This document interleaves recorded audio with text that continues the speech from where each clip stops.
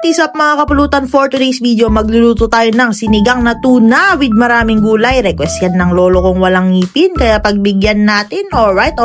Una sa lahat, first of all, nagisa tayo ng sibuyas na pampaimas at luya pang tanggal lansa. Susunod na rin natin yung kamatis na magpapakinis sa ating kutis. Alright.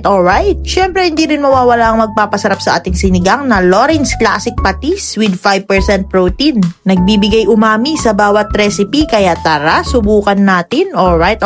Simple lang ako magsinigang basta ma-achieve natin yung alat at asim. Masarap kasing humigop ng sabaw pag rainy season, lalo na pag wala kang kayakap tuwing gabi, humigop ka na lang ng mainit na sabaw ng sinigang. Alright.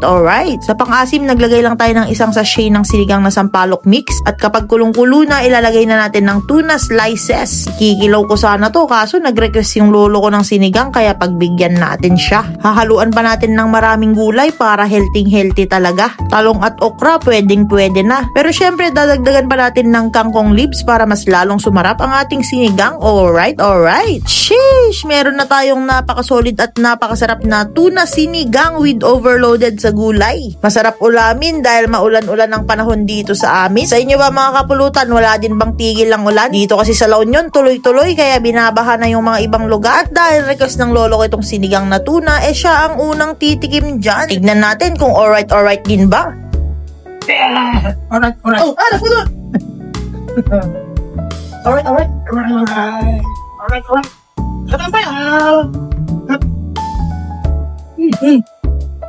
Alright. Sige, alright.